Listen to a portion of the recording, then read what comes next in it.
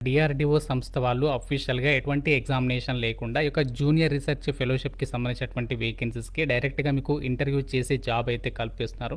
Selected క్యాండిడేట్స్‌కి మీకు 2 years tenure period అయితే ఉంటుంది. తర్వాత మీ యొక్క పర్ఫార్మెన్స్‌ని బట్టి ఇంకా ఇంక్రీజ్ అనేది చేస్తామని చెప్పేసి కూడా చెప్తున్నారు. సో, మధ్యలో తీసివేయడం అయితే ఉండదు. సో, మీకు ఫర్దర్‌గా మంచి మంచి ప్రమోషన్ ఆపర్చునిటీస్ అలాగే డిఆర్‌డిఓ సంస్థలోనే మనకి పర్మనెంట్ జాబ్స్‌కి సంబంధించి ఆపర్చునిటీస్ కూడా వస్తా ఉంటాయి. అలాంటి నోటిఫికేషన్స్ కూడా పడతా ఉంటాయి కాబట్టి అప్పుడు మీకు డెఫినెట్‌గా హెల్ప్ అవుతుంది ఈ నోటిఫికేషన్. సో, మీకు గనక ఎలిజిబిలిటీ ఉంటే ఆ యొక్క నోటిఫికేషన్ లింక్ అనేది మీకు డిస్క్రిప్షన్‌లో, కామెంట్ సెక్షన్‌లో ఇస్తాను. అందులోనే అప్లికేషన్ ఫామ్ ఉంది. మీరంతా కూడా క్లియర్‌గా చదివి ఒకసారి చెక్ చేసుకొని అప్లికేషన్స్ అయితే పెట్టుకోండి. సో, ఇంకా మీకు ఈ యొక్క నోటిఫికేషన్ రిలేటెడ్ ఏదైనా డౌట్ ఉంటే నాకు కామెంట్ రూపంలో అడగండి. మీకు పోస్టింగ్ వచ్చేసి బెంగుళూరులో ఉంటుంది. తర్వాత మనము ఆల్ ఓవర్ ఇండియా వైడ్‌గా ఎక్కడికైనా ట్రాన్స్‌ఫర్స్ అయితే చేసుకోవచ్చు. సో, ఇది మనకి డిఆర్‌డిఓ నుంచి రిలీజ్ అయినటువంటి లేటెస్ట్ నోటిఫికేషన్. ప్రతి ఒక్కరు కూడా వీడియోని లైక్ చేసి డెఫినెట్‌గా అయితే షేర్ చేయండి. చూడండి, మనకిది అఫీషియల్ నోటిఫికేషన్.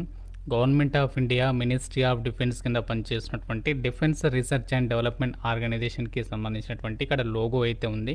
సో, మనకిక్కడ నోటిఫికేషన్ రిలీజ్ చేసినటువంటి డేట్ అనేది మెన్షన్ చేశారు. ఇక్కడనేమో ఆ యొక్క రిఫరెన్స్ నంబర్ నోటిఫికేషన్‌కి సంబంధించి రిఫరెన్స్ నంబర్ అనేది ఇచ్చారు.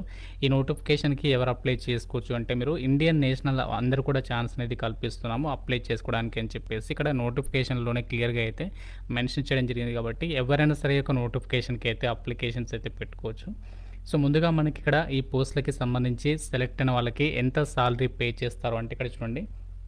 మీకు 37,000 రూపీస్‌తో పాటు హౌస్ రెంట్ అలవెన్సెస్ అనేవి పే చేస్తారు. హెచ్ఆర్ఏ వచ్చేసి ప్రెజెంట్ 30% అయితే ఉందట. అంటే మనకి అన్ని అలవెన్సెస్ కలుపుకుంటే 48,100 రూపీస్ ఈ యొక్క అమౌంట్ అనేది మనకి రావడం జరుగుతుంది. ఇన్ కేస్ మీకు ఒకవేళ అకామిడేషన్ అనేది ప్రొవైడ్ చేస్తే హెచ్ఆర్ఏ అనేది డిడక్ట్ అయితే అవుతుంది అని చెప్పేసి ఇక్కడ క్లియర్‌గా అయితే చెప్తున్నారు. సో, ప్రెజెంట్ ఇప్పుడు వీళ్ళు రిక్రూట్మెంట్ చేసినటువంటి ఈ పోస్టులు ఏంటి అంటే జూనియర్ రీసెర్చ్ ఫెలోషిప్‌కి సంబంధించి వేకెన్సీస్‌ని అయితే రిక్రూట్మెంట్ చేస్తున్నారు. ఈ పోస్టులకి సంబంధించి అప్లై చేయడానికి మీకు ఉండాల్సినటువంటి ఏజ్ లిమిట్ వచ్చేసి మినిమమ్ 18 నుంచి మాక్సిమం 28 ఇయర్స్ ఆఫ్ ఏజ్ ఉన్నటువంటి క్యాండిడేట్స్ అందరూ కూడా ఎలిజిబుల్ అనమాట. అయితే మీకు ఇక్కడ క్యాస్ట్ వరకు కూడా ఏజ్ రిలాక్సేషన్స్ ఉంటాయి. సో, మీకు డైరెక్ట్‌గా ఇంటర్వ్యూ అయితే ఉంటుంది. ఆల్రెడీ చెప్పాను కదా మీకు ఎటువంటి ఎగ్జామినేషన్ అనేది ఏమీ ఉండదు. డైరెక్ట్‌గా మీకు ఇంటర్వ్యూ చేసి ఈ యొక్క వేకెన్సీస్‌కి అయితే ఎంపిక చేస్తున్నారు. సో, మనకి ఏజ్ లిమిట్‌లో భాగంగా మినిమమ్ 18 నుంచి 28 ఇయర్స్ వరకి జనరల్ వాళ్ళు. ఇన్ కేస్ మీరు ఒకవేళ ఓబీసీ వాళ్ళైతే +3 ఇయర్స్ యాడ్ చేసుకోండి. ఎస్సీ, ఎస్టీ వాళ్ళైతే +5 ఇయర్స్ యాడ్ చేసుకోండి. సో, ఈ విధంగా మనకిక్కడ ఏజ్ లిమిట్‌కి సంబంధించినటువంటి డీటెయిల్స్‌ని అయితే మెన్షన్ చేయడం జరిగింది. అయితే ఈ రిక్రూట్మెంట్‌కి మనము ఎలా అప్లికేషన్ చేయాలి అంటే ఇక్కడ నోటిఫికేషన్‌లోనే మనకి అప్లికేషన్ ఫామ్ అయితే ఇచ్చారు. మీకు ఇక్కడ చూపిస్తాను.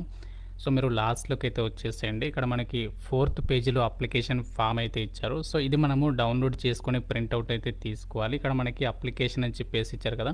సో, ఇది మనము అప్లికేషన్ ఫామ్ అనమాట. ఈ యొక్క అప్లికేషన్ ఫామ్ అనేది మీరు ప్రింట్‌ఔట్ తీసుకొని చక్కగా అప్లికేషన్ ఫామ్ అనేది ఫిల్ చేసేసి మనము పోస్ట్ ద్వారా అయినా పంపించొచ్చు. లేదంటే ఈమెయిల్ ద్వారా కూడా పంపించడానికి ఛాన్స్ అనేది కల్పిస్తున్నారు. ఇక్కడ మీరు రీసెంట్‌గా దిగినటువంటి పాస్‌పోర్ట్ సైజ్ ఫోటోగ్రాఫ్ అనేది మనకు అతికించాల్సి ఉంటుంది. మనము అప్లికేషన్స్ అనేవి ఏ అడ్రస్‌కి పంపించాలి ఇక్కడ ఆ యొక్క డీటెయిల్స్‌ని అయితే ఇచ్చారు. సో, మీరు ఈమెయిల్ కూడా చేయొచ్చు. మీకు వీలు కాకుంటే మీకు పోస్ట్ ఆఫీస్‌కి వెళ్ళడం ప్రాబ్లమ్ అనుకుంటే సో, మీరు డైరెక్ట్‌గా ఏం చేయాలంటే అప్లికేషన్ ఫామ్‌తో పాటు మీ యొక్క ఎడ్యుకేషనల్ కాపీస్ ఉంటాయి కదా! వాటన్నింటిని కూడా స్కాన్ చేసి పీడీఎఫ్ ఫైల్‌లో పెట్టేసి ఇక్కడ మనకి మెయిల్ అడ్రస్ అయితే ఇచ్చారు, నోట్ చేసుకోండి. accounts.dysl మనకి -ai@gov.in ఈ యొక్క మెయిల్ ఐడీ అనేది మీరు క్లియర్‌గా చూసేసి సో, దానికి మెయిల్ అనేది పంపించండి. సో, షార్ట్ లిస్టెడ్ క్యాండిడేట్స్‌కి డైరెక్ట్‌గా మీకు ఆన్‌లైన్‌లో ఇంటర్వ్యూ పెట్టొచ్చు. లేదంటే డైరెక్ట్‌గా మీకు పిలుస్తారు. అక్కడికి వెళ్ళాల్సి ఉంటుంది. సో, లేదు అంటే మీరు ఇక్కడ ఇచ్చినటువంటి అడ్రస్ ఉంది కదా! సో, ఇక్కడ మనకి అడ్రస్ అనేది ఇచ్చారు. ఆ అడ్రస్‌కి కూడా మీరు పోస్ట్ అనేది చేయొచ్చనమాట. సో, మీకు ఏది వీలైతే అది చేసేసేయండి. సో, లాస్ట్ డేట్ వచ్చేసి 5th జూన్ వరకి టైం ఉంది. సో, ఆ డేట్‌లోపు అయితే ఈ యొక్క రిక్రూట్మెంట్‌కి సంబంధించి అయితే అప్లై చేయాల్సి ఉంటుంది.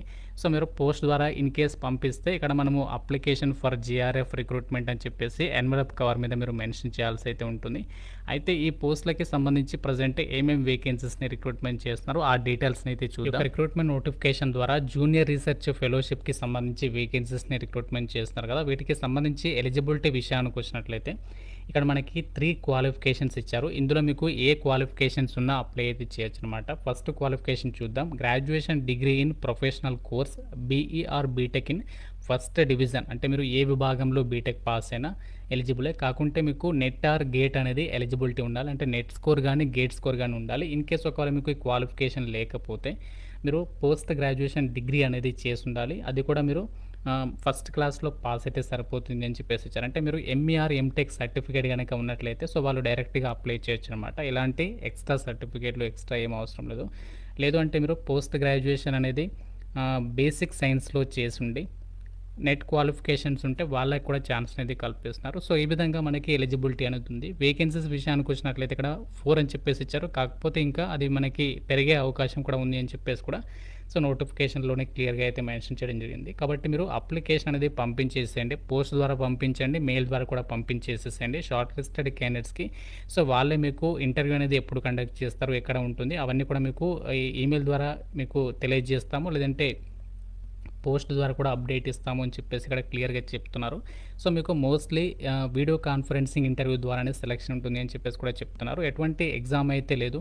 సో, కాబట్టి మీకు గనక ఎలిజిబిలిటీ ఉంటే మాత్రం సో, డెఫినిట్‌గా అయితే అప్లికేషన్స్ పంపేటువంటి ప్రయత్నం అయితే చేయండి. సో, ఎలాంటి ఎగ్జామినేషన్ లేదు. సో, మీకు గనక ఈ యొక్క పర్టిక్యులర్ ఎలిజిబిలిటీ ఉంటే నోటిఫికేషన్‌లో క్లియర్‌గా ఇచ్చారు. మీరు ఏమేం డాక్యుమెంట్స్ అప్లికేషన్ ఫామ్‌తో పాటు పంపించాలి అని చెప్పేసి ఎడ్యుకేషనల్ క్వాలిఫికేషన్ అలాగే date of birth, caste certificate ఇవన్నీ కూడా మీరు ప్రతి ఏదైతే ఉన్నాయో డాక్యుమెంట్స్ అవన్నిటిని కూడా మీరు స్కాన్ చేసి ఈమెయిల్ చేయండి. అలాగే జిరాక్స్ కాపీస్ అనేవి పోస్ట్ ద్వారా అయితే పంపించడానికైతే ట్రై చేయండి.